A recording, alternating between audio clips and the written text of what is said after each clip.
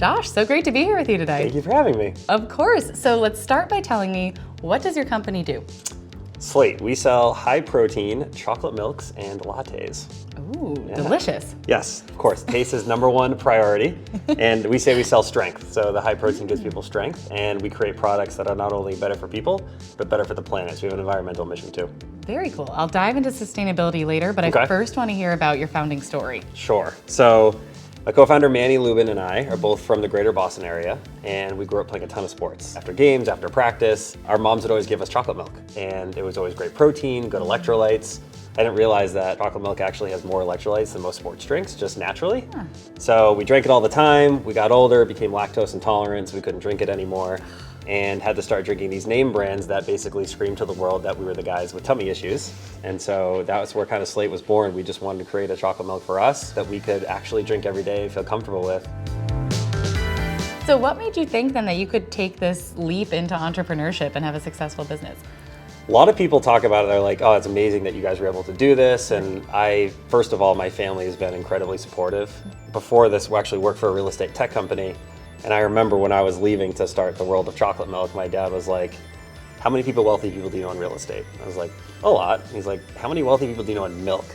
And I was like, Dad, that's the opportunity. That's not the... So that was kind of that big jump. But for me, I knew that worst case scenario, if I fell on my face, my parents were there to catch me, could move in with them. I don't know if they would like that or not, but very, very lucky to have that support system behind me. I tell everybody too that going into something alone is very, very hard.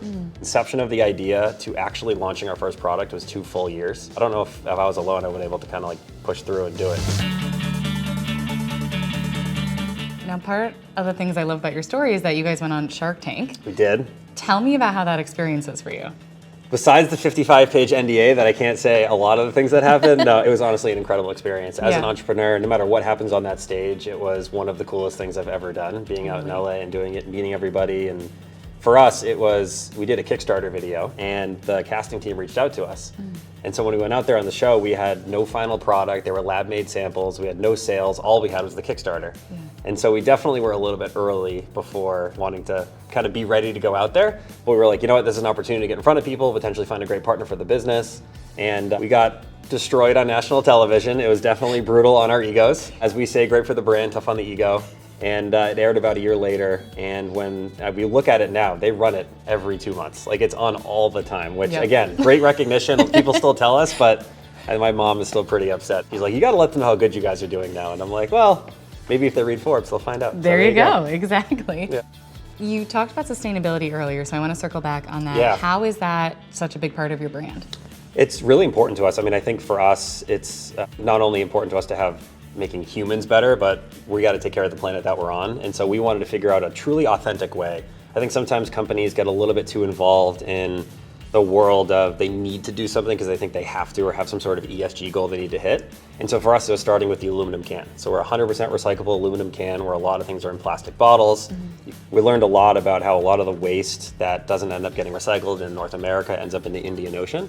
So we actually partnered with a group to be a plastic neutral certified business and have plastics neutral certified products. And on the other side of that, throughout our entire supply chain, find ways to continue to make things better. So we do come from dairy. We are from cows. So we have cows that we're using to milk that, again, we make lactose free. But we have methane machines on the farms to help convert that into energy to power the farm. So it's not just wasted methane or hurting the environment. So anywhere that we can kind of bring that in, we want to. And one last question for you, Josh. What would you like your legacy to be? Personally, I've always been really into health and fitness, and somebody like my dad and my parents actually both, we've all tried to be as healthy as we can. And my dad has a nasty sweet tooth. He loves his chocolate chip cookies and anything sweet. Yeah. And so for me, being able to now give him a product that tastes really good to him that's sweet, but also is not sacrificing his nutrition, if we can keep coming out with more and more products like that for even just him, help him live a little bit longer, be a little bit happier and healthier.